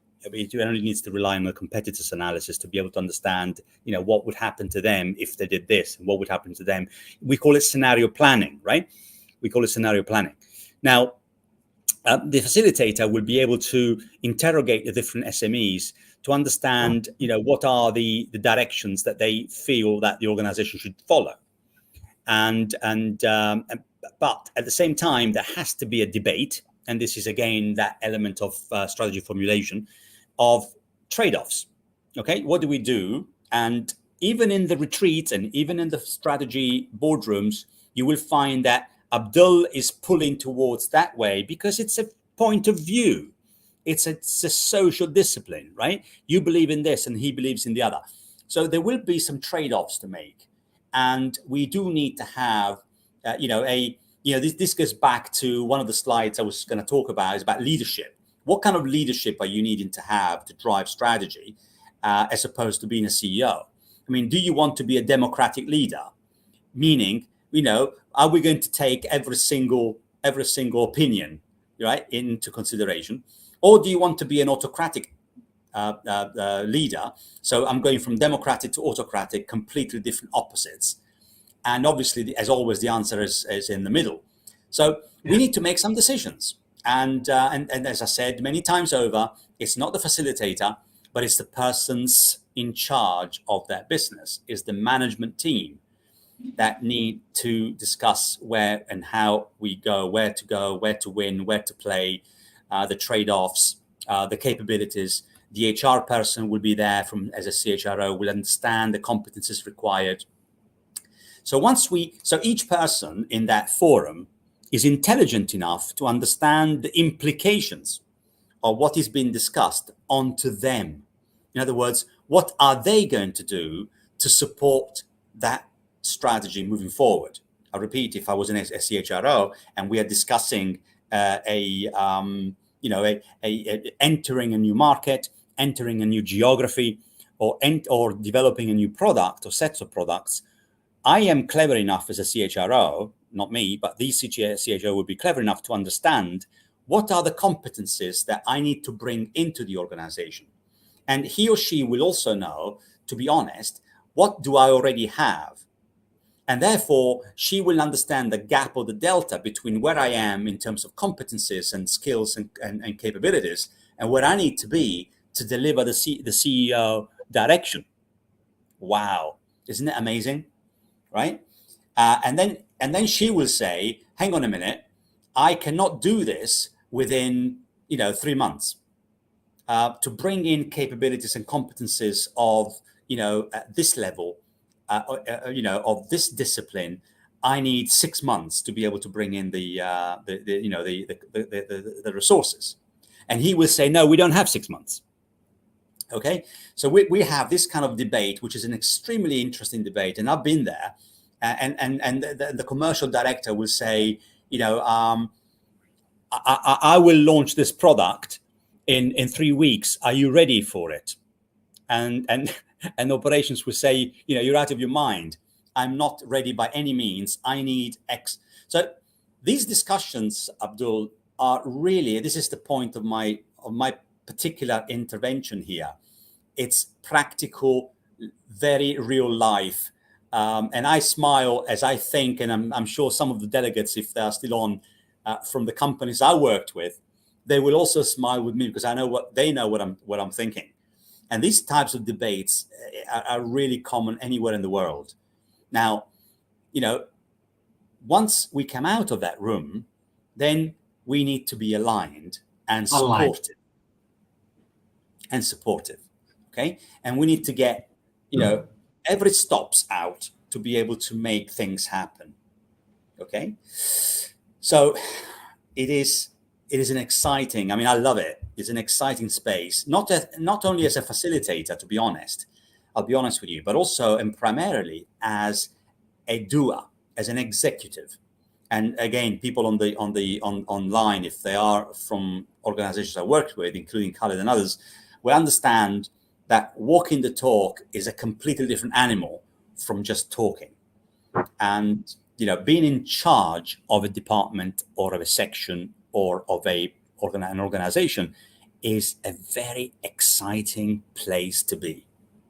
Really, for me, facilitation is key, and I'm passionate about it. But in addition to that, leading is even more exciting, and leading people, not only leading, facts and processes, but leading people for them to do what we gotta do.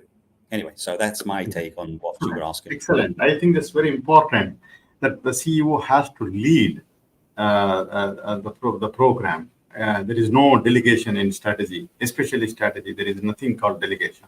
You must be there and lead, okay, and then nurture the culture of strategy execution. That is very, very critical.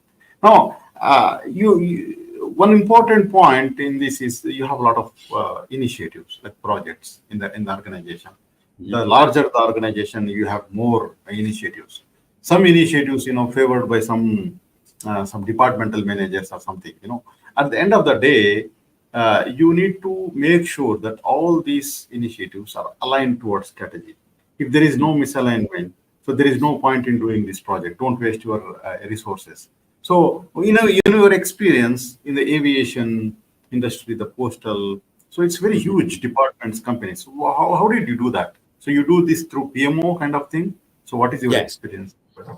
Yeah, it's a very good point. And I intimated at this point earlier in terms of whose responsibility is it, not to do what we said in the retreat, but actually whose responsibility to monitor it, to make sure that these things happen.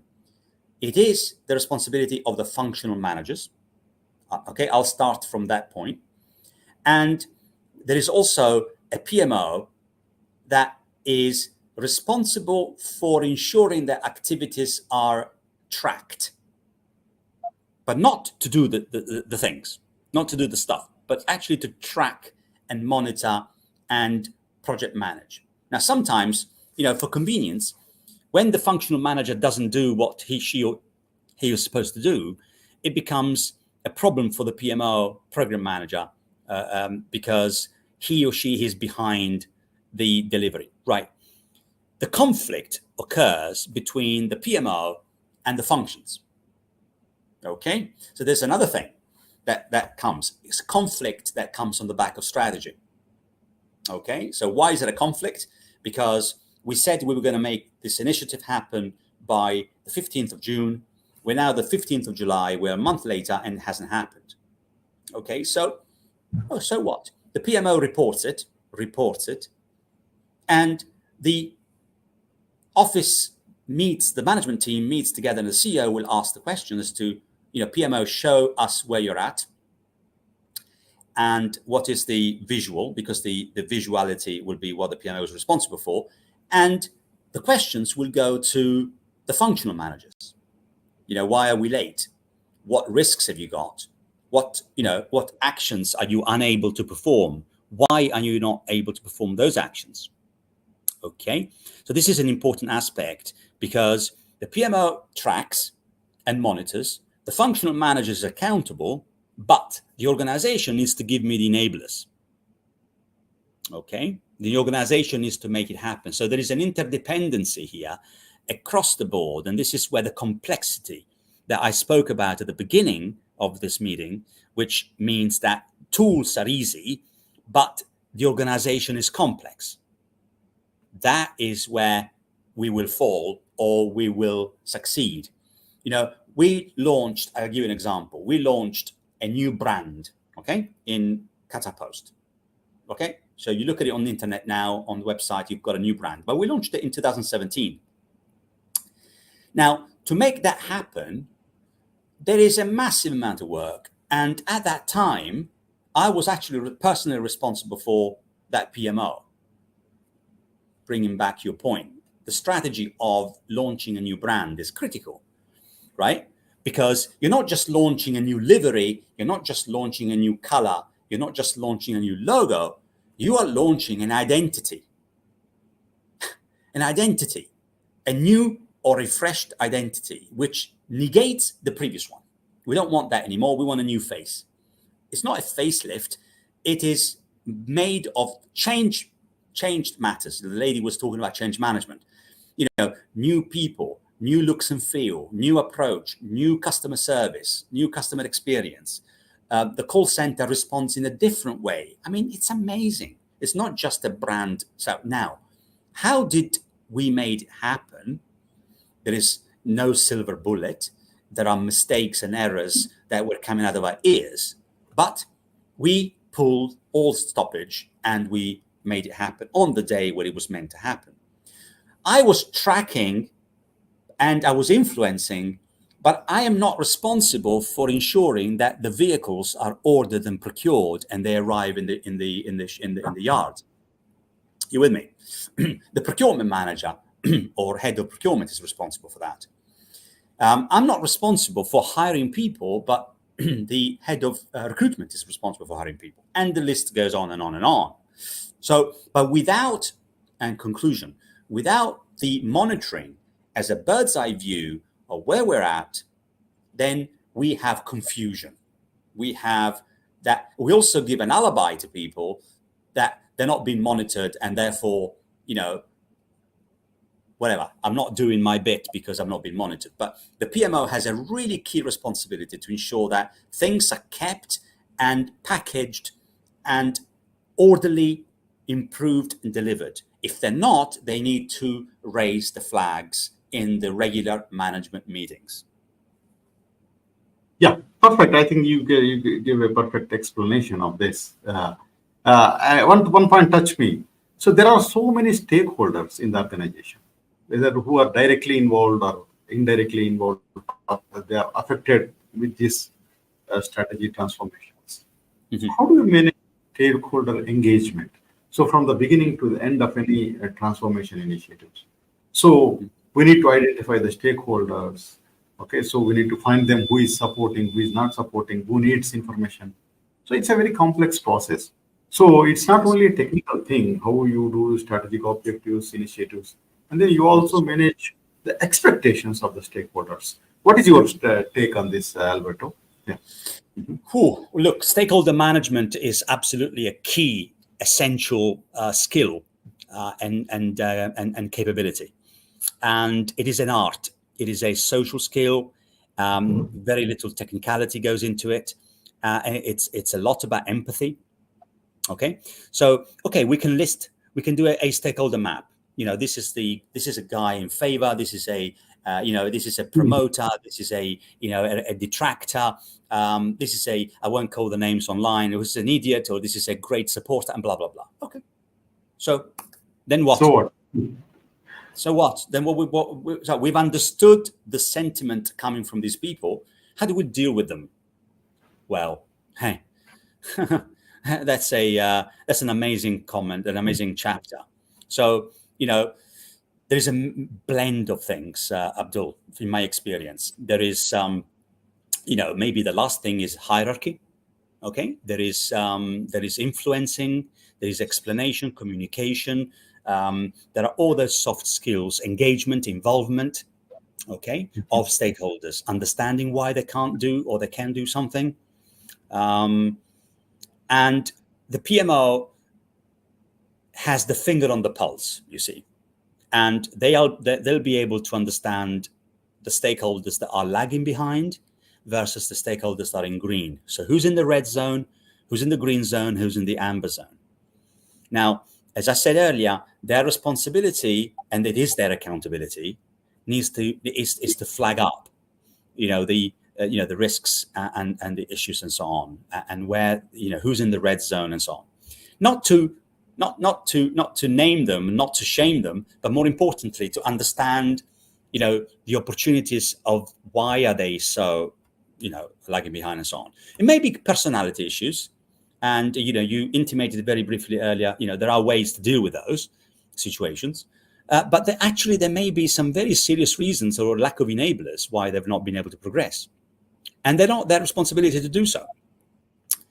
So there is an art about this. And to be honest with you, it's not about just the strategy. It's about, when I was launching an operational excellence program in a business, in a cultural change requirement, where do you start? You know what I mean? Where do you go? How do you do that? I mean, who's in favor, who's against? So it's not just about strategy. It's about change management. It's about introducing new ways of working. And anything that is different from the status quo will unsettle the community. And you will have, I repeat, you will have people that believe in it. You need to use them. This is quite important to me, or at least it's worked for me. You need to use them to be your advocate. You need to use those promoters to support the early adoption, so that you start developing a window that can show the rest of the community that this particular program is fun, it delivers the results, and most importantly, the people within it find what's in it for me. I repeat, Yes. What's in it for me? So that they can get more training, they can receive more potentially faster promotions, they can gain out of it. They can just feel more proud about their workspace. Okay, so these are what's in it for me, and good news propagates, and then people talk, and if you gain the confidence of a few, you're much more able to demonstrate to the masses. Look at that department. Look at that operational section. Look where they've gone from where they were 3 months ago to where they are now. Wouldn't you want to have some of that? So we work on the concept called pull rather than push, right? Of course, the push is you shall do this way or my way, or this way or the highway. The pull is about creating an appetite. Do you see what I mean?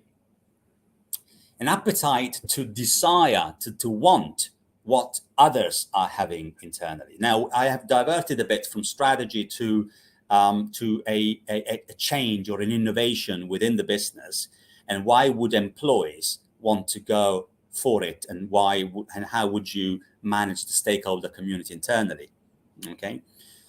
There is a whole new discipline when you start talking about launching a product and capturing the customers, early adopters. Now think about Tesla, for example, right?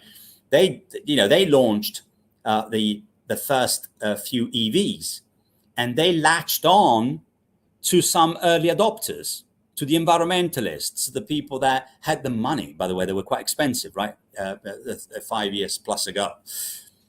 And through that sort of the momentum, slowly catch the monkey, as the goes go. So you eventually get to scale up your business, to introduce new vehicles with the money that you're making, and it becomes a cycle of ascent, where you live off and you eat off your successes. So early adopters within the business and early adopters as consumers. They're all stakeholders. Perfect. Yeah. So I think we have done the part. We run out of time now. There is a lot of things, so much to discuss. So thank you, Alberto, for excellent insights. I think we need more of such very detailed. Maybe we need to have a very specific programs where you talk about PMO, the culture, the change, maybe separately. We will think about doing more such discussions. Okay, so thank you, participants, for the questions.